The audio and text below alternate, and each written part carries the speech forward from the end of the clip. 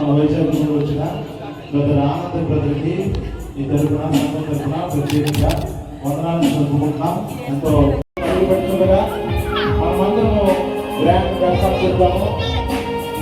పరిశుద్ధులు కళ్యాణమే కమలమైన పాట ద్వారా దేవుని సాయంపరుస్తూ సేవకులని ప్రేమపూర్వకంగా ఆహ్వానిస్తున్నాము. గోరేపు ప్రార్థన మందిరం ద్వారా థ్యాంక్ యూ ప్రభా.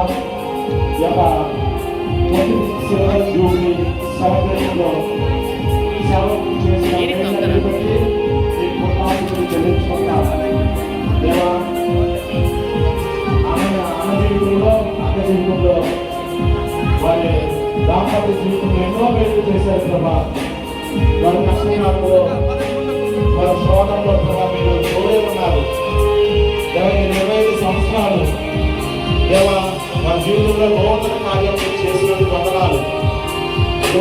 పవిత్ర సెలవిస్తుంది కదా, సంవత్సరములు జరుగుతుండగా దైవజనుల పట్ల జరిగిన నూతన కార్యాన్ని బట్టి మనం చూపిస్తున్నాం. ప్రతి ఒక్కరూ క్లాప్స్ ద్వారా ఆమె గ్రాండ్ వెల్కమ్ చేయవలసిందిగా కోరుచున్నాం. Big claps. ప్రతి ఒక్కరూ దైవజనుడిని మీ యొక్క ఆనంద కరచాలనతో దైవజనుడిని మనం గ్రాండ్ గా వెల్కమ్ చేసుకుందాం.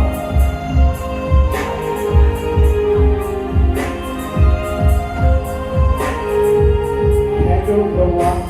Thank you thank you. కూర్చోబెట్టండి. ఆమె కూర్చోబెట్టండి.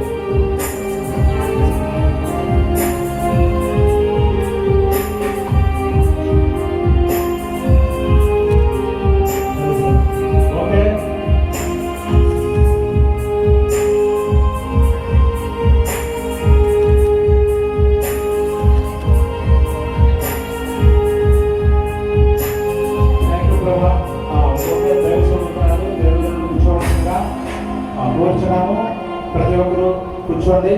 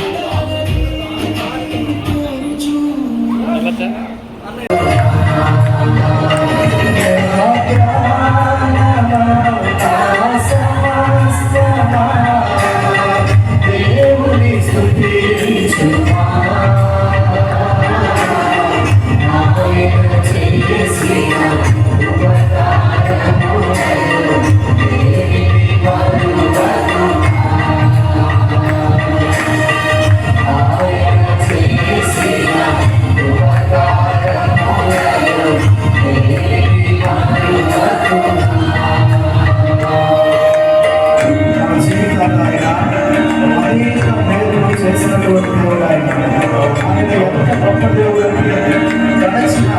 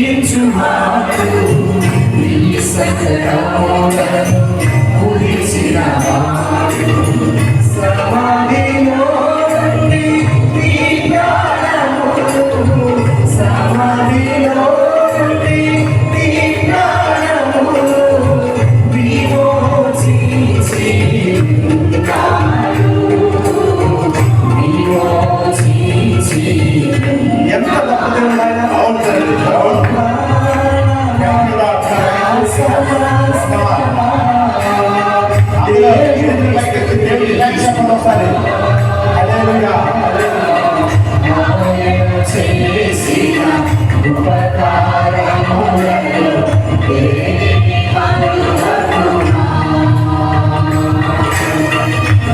ఆయన చేసిన ఉపకారములను దేనిని మరువకుమా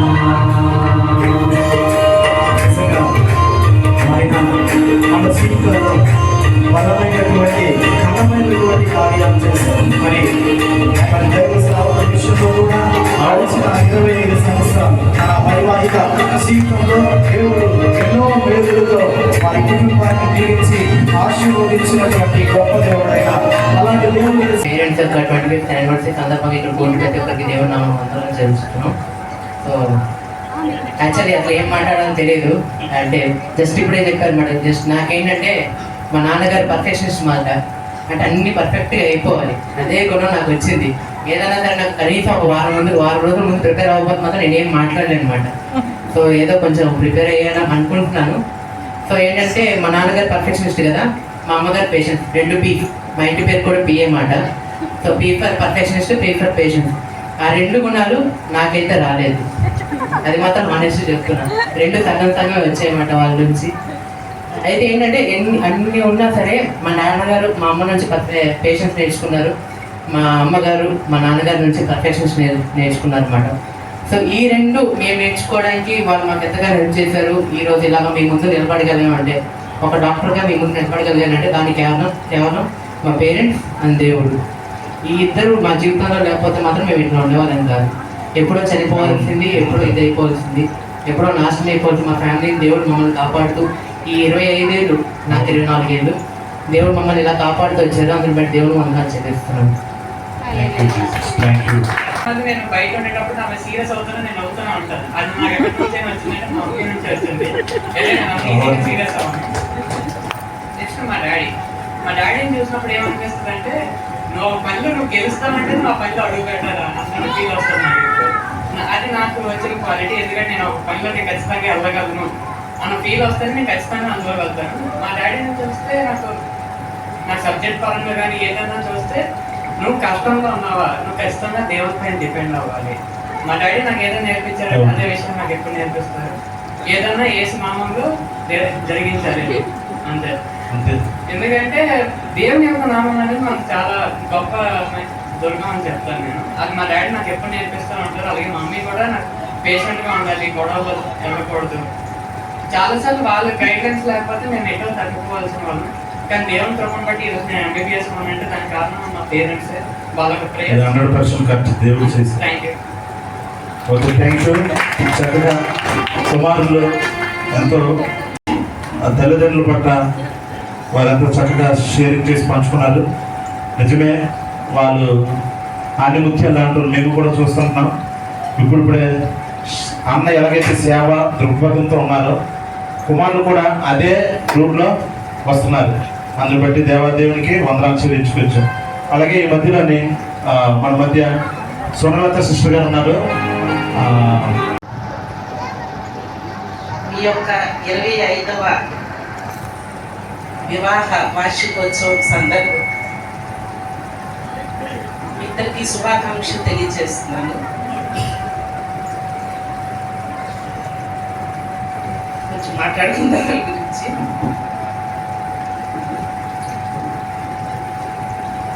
సంఘమును క్రీస్తు ప్రేమించునట్లుగా సురేంద్ర పాల్ నీ భార్యను ప్రేమించుము. సంఘము క్రీస్తులో బతునట్లుగా క్రీస్తు నీ భర్తకులో సంఘమును క్రీస్తు ప్రేమించునట్లుగా సురేంద్ర పాల్ నీ భార్యను ప్రేమించుము. సంఘము క్రీస్తులో బతునట్లుగా క్రీస్తు నీ భర్తకులో పవిత్రమైనది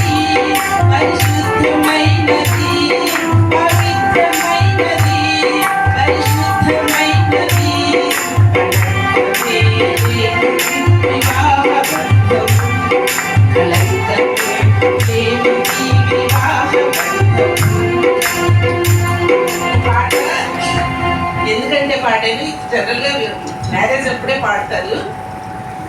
దేవుడు ప్రతి మ్యారేజ్లో కూడా దీనికోసం చెప్తారు. ఎఫెసీ 5:25 ఈ విషయం రాయబడి ఉంది. ఈ చరణం నేను ఎందుకు పాడాను అంటే, ఈ చరణం ప్రకారంగా నేను అబ్జర్వ్ చేసిన విషయాన్ని బట్టి ఈ 25 సంవత్సరాలు ఈ చరణం ప్రకారంగా వీళ్ళిద్దరూ కూడా జీవించారు.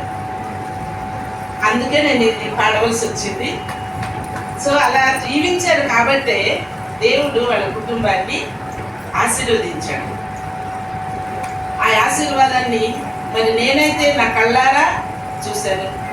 ఒక 3 సంవత్సరాల నుంచి మరి సంఘస్థులందరూ కూడా చూస్తున్నారు. సో ముందుగా మరి మా సురేంద్ర కోసం చెప్పాలి అంటే, తమ్ముడు వాడు చనిపోయి ఆ బాధలో ఉన్నాము, అంతా ఒకలాగా అగాధము. అయితే మా బావ మా జీవితంలోకి మా తమ్ముడులోనే కాదు, మా నాన్న తర్వాత నాన్నగా మా కుటుంబాన్ని ఎంతో ప్రేమించి ఉన్నారన్నమాట. అయితే మేము పెళ్ళి అయిపోయింది, ఇంటికి వచ్చేసిన తర్వాత బావగారు అందరూ వచ్చారు. ఆ ఇరుగు పొరుగు అసలు కొంతకాలం ఒక 10 days అలా అయి ఉంటుంది. కానీ నా చుట్టుపక్కల వాళ్ళందరూ హిందూస్ అన్నమాట. వాళ్ళు మా అమ్మతోటి మా నాన్నగారితో అనేవారు, అన్నయ్య గారు, వదినమ్మ మీరు ఎప్పుడో బంగారం పూలతో పూజ చేస్తుంటారు, బంగారం లాంటి అల్లుడు దొరికారు అని. అంటే ఒక వ్యక్తి కోసం తెలియాలంటే వాళ్ళతో మనం ఎంతో ట్రావెల్ చేయవలసింది. అది మాత్రం నిజమన్నమాట. సో ఇంత మంచి భావన దేవుడు మా అక్కకి అనుగ్రహించారు. అందుని బట్టి నేను చాలా సంతోషిస్తున్నాను. Thank you Baba. ప్రైజ్ రాడు అందరికీ. నా ధ్యేయము, నా ఆశయం ఏంటంటే, మా ఇంటిలో వాళ్ళందరూ యేసు ప్రభువుని నమ్ముకోవాలి, మా ఇంటిలో అందరూ ప్రభు సేవ చేయాలని కోరిక నాకు ఉండేది. దాన్ని బట్టి నేను ప్రార్థన చేస్తున్నాను. నేను చదువుతున్నప్పుడే మా చెల్లికి సంబంధం వచ్చింది. మా బావగారిదే ఫస్ట్ సంబంధం. అదే ఆ సంబంధం కోసమని నేను చాలా సంతోషించాను. ఎందుకంటే నేను విద్యార్థి దశలో ఉన్నప్పుడే మా బావగారి వాక్యం నేను విన్నాను. అప్పుడు తర్వాత ఆ సంబంధం వచ్చిన తర్వాత నేను చాలా సంతోషించి ఇతను గొప్ప దైవజనుడు అవుతారనేసి అనుకొని మా చెల్లిని మా బావకి ఇవ్వడం జరిగింది. వాళ్ళు మంచిగా పరిచయం చేస్తున్నారు, భవిష్యత్తులో చేస్తారు కూడా. అనేక మంది సంఘాలు ఒకటి అయిపోయింది. మా చెల్లి విషయంలో ఒక మంచి దైవజనుడి గురించి పెళ్లి చేసామండి. ఇక మా తమ్ముడు సురేంద్ర విషయంలో మేము ఇక ఆలోచన చేశాము. ఒక సిచ్యువేషన్ వచ్చింది. ఆ సిచ్యువేషన్లో మా తమ్ముడు గురించి నేను చాలా సీరియస్గా ఆలోచించాను. ఇతనికి మంచి ఆ దైవ భక్తి కలిగిన కుటుంబం నుంచి ఒక అమ్మాయిని సంపాదించాలి. పెళ్లి చేస్తే ఇతను దేవుని సేవ చేసుకుంటారు. మరి ఇలాగా అతని పరిచర్య కొనసాగుతుందని నాకు చాలా భారము. ఒక రోజైతే నేను ఏడ్చేశాను ఆ రోజు దుఃఖంతో. మా తమ్ముడికి ఒక దైవజనుడికి కుటుంబానికి చెందిన వ్యక్తి కావాలి, అమ్మాయి కావాలని నేను ప్రార్థన చేశాను. ప్రార్థన చేస్తే అనుకోకుండా మరి మా బంధువు ఒక అతను పాస్టర్ గారు ఉన్నారు, ఆయన రాజంలో, అతనికి షేర్ చేస్తే అతను ఏం చేశాడంటే ఇక్కడ లోకల్ ఉండే పాస్టర్ గారికి చెప్పడం జరిగితే ఈ దీన వాళ్ళ సంబంధం గురించి చెప్పడం జరిగింది. ఆ టైంలో మా తమ్ముడికి నేను చెప్పాను, వైజాగ్లో ఒక సంబంధం ఉంది. మరి ఆ పాస్టర్ అప్పుడే నాకు జీజీ అప్పుడంగా తెలుసు. నేను స్టూడెంట్ ఉన్నప్పుడే మీరు పరిచయంలో మీరు తిరిగేవాళ్ళు, అప్పుడు మాకు తెలుసు. సరే మంచి కుటుంబం కదా, మరి నాకు తెలుసు కదా, వెళ్దాం పదా అంటే మా తమ్ముడికి అంత ఇష్టం లేదు. అయిష్టంగానే నాకు బలవంతంగానే ఆయన బయలుదేరాడు. మేము సంబంధించినప్పుడు మేము సుమారు 3:30-4 గంటలుగా ఇంటికి వెళ్ళాము. అప్పుడు దీని uniform, student uniform, B Com student అప్పుడు యూనిఫామ్తోనే మాకు అది కనపడింది. యూనిఫామ్తోనే అప్పుడు నేను చూసామా ఈ అమ్మాయి అనేసి అనుకున్న తర్వాత మరి సరే వాళ్ళందరితో మాట్లాడిన తర్వాత నేను బయటికి వచ్చిన తర్వాత మొదటి రోజు ఆన్సర్ లేదు, రెండో రోజు లేదు, వారం రోజు లేదు, 10 రోజులు లేదు, 15 రోజులు. అవునని చెప్పట్లేదు, కాదని చెప్పట్లేదు మా మామయ్య గారు. ఏదంటే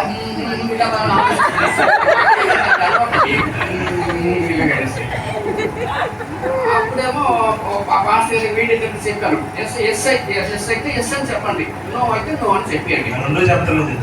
అయితే మాకేంటంటే ఒక దైవజనుల కుటుంబం అని మేము ఆశిస్తున్నాం అనేటప్పుడు నెల రోజుల తర్వాత అప్పుడు దీని ఫోటో పంపించాడు ఆయన.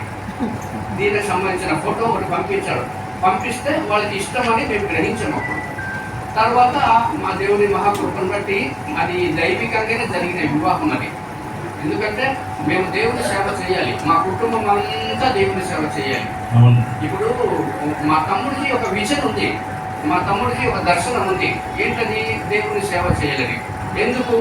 మా అమ్మ చదువు లేకపోయినా, ఇల్లిటరేట్ అయినా, ఆమె ప్రార్థన ఏంటంటే నా పిల్లలు దైవికంగా పెరగాలని తన కోరిక. మా తమ్ముడికి సురేంద్రకి హెల్త్ బాగలేనప్పుడు చిన్నప్పుడే 3-4 సంవత్సరాల వయసులోనే ప్రభువా ఈ బాబుని కానీ నువ్వు కానీ మంచిగా చేస్తే స్వస్థపరిస్తే మా బాబుని నీ సేవకి ఇచ్చేస్తామన్నారు. అది మేము చాలా కాలం మర్చిపోయామ్మా మేము. కానీ దేవుడు అయితే నమ్మదగిన వాడు. ఆయన ఏం చేశాడంటే అతని నమ్మకత్వాన్ని బట్టి, మా అమ్మ ప్రార్థనను బట్టి అతను ఎక్కడికి వెళ్ళినా కానీ ఒక సంఘం, వాళ్ళ ఇంట్లో సంఘం, ఇప్పుడు అప్పుల్లా ప్రిస్కెల్ ఎలాగైతే వాళ్ళ ఇంట్లో సంఘం అయితే స్థాపిస్తుందో ఒక 2 కుటుంబం, అంటే దేవుడు ఆయనకి ఇచ్చిన దర్శనం అది. అప్పుడప్పుడు మా తమ్ముడు కూడా కొన్ని డెసిషన్, రాంగ్ డెసిషన్ తీసుకున్నప్పుడు నేను చెప్పను.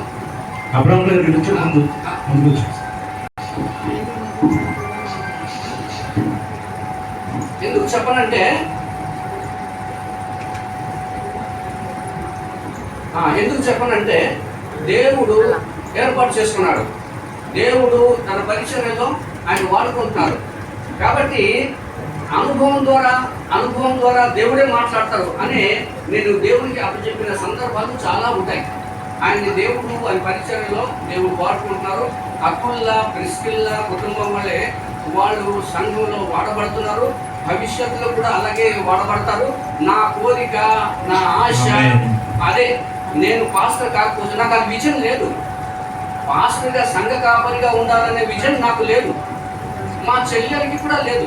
వాళ్ళు ఒక అక్కుల్లా ప్రిస్కిల్లా కుటుంబం వల్లే వాళ్ళు ఉంటున్నారు. మేము కూడా అక్కుల్లా ప్రిస్కిల్లా అలాగే పరిచయం చేయాలని మా ఆకాంక్ష, మా కోరిక. రాబోయే రోజులు అనేక సంఘాల్లో అనేక వ్యక్తులకి దేవుని పరిచయం చేసి దేవుని సేవలు మేము కొనసాగాలని మేము కోరుకుంటున్నాము. మా తమ్ముడు, మా మరదలు దీనా, వీళ్ళకి దేవుడు ఇచ్చిన దర్శనం, ఆ భారము బట్టి వాళ్ళు సంఘ పరిచర్య వాళ్ళు చేస్తున్నారు. రాబోయే రోజుల్లో కూడా మంచిగా పరిచర్య చేయాలని, అనేక మంది సేవకులకి మార్గదర్శకులుగా ఉండాలని దేవుడు ఆ కుటుంబాన్ని దీవించాలని కోరుకుంటే. అతను దైవ భయం కలిగిన వ్యక్తి. నా అబ్జర్వేషన్లో దైవ భయము, దానికి తోడు పాపభీతి కూడా ఉంది. దైవ భయము, పాపభీతి, అంతేకాకుండా నిక్కచ్చుతనం. అంటే నిక్కచ్చుగా ఉంటాడు ఏ విషయంలో. ఇందాక డేవిడ్ చెప్పాడు కదా పర్ఫెక్షన్ అని. ఏ విషయంలోనైనా చాలా పర్ఫెక్ట్గా ఉంటాడు. నిగర్వి, గర్వం లేకుండా ఉంటాడు. ఈ విషయాలన్నీ నేను అతనిలో అబ్జర్వ్ చేశాను. అయితే దేవుడు ఇచ్చిన ఆజ్ఞనే కాకుండా అతనిలో ఉండే ఈ లక్షణాలు, అదే విధంగా మరి మా దీనాల్లో చూసుకుంటే సహనానికి మారిపోయారు. చాలా పేషెన్స్ అన్నమాట.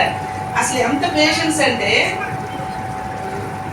చాలా పిల్లలు అల్లరి చేస్తే కొంతవరకు సహిస్తాను, కానీ నేనైతే ఎప్పుడూ సహించలేకపోయేదాన్ని. కానీ చాలా సహనం అన్నమాట, చాలా సహనము. తర్వాత ఎవరినైనా చాలా చక్కగా ప్రేమించే గుణం ఆమెలో ఉంది.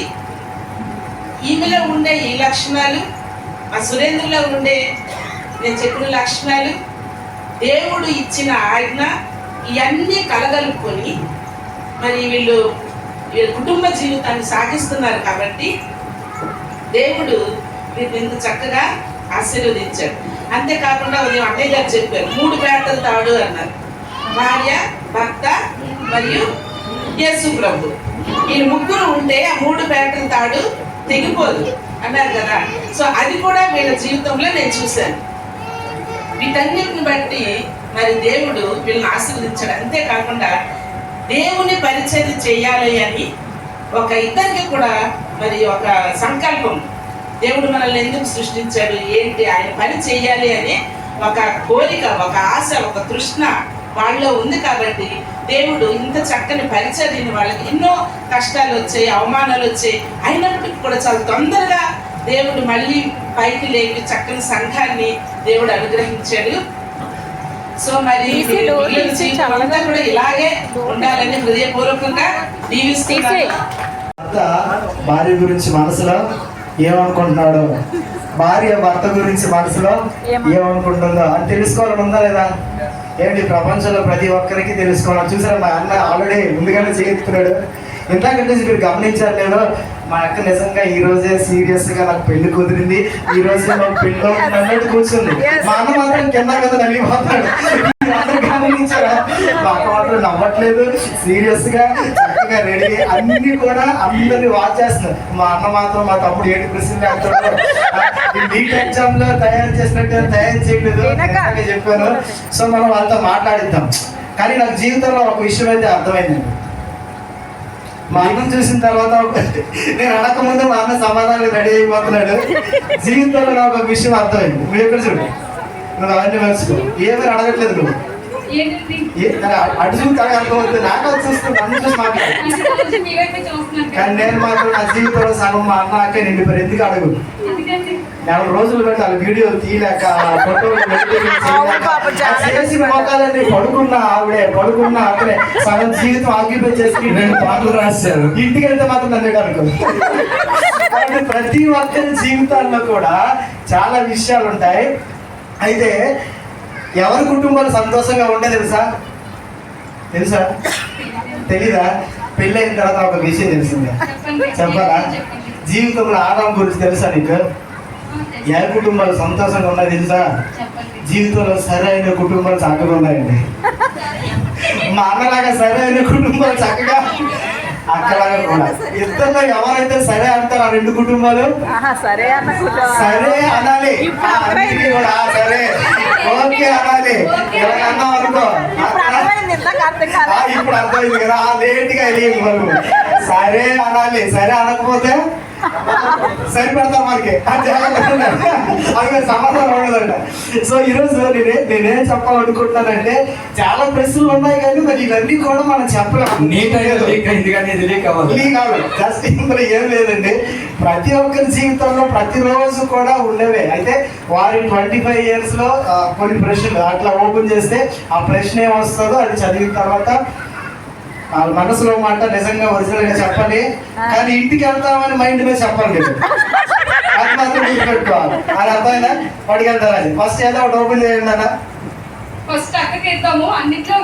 చేతులు అనుకుంటున్నాయి. ఇక్కడ కూడా అక్కకే ఫస్ట్ అనమాట. మంచిది, ఫస్ట్ ఓపెన్ చేశారు. చదువుతారు అక్క. దేవుడి సేవలో కేవలం ఒడిశాలో సేవ చేయాలని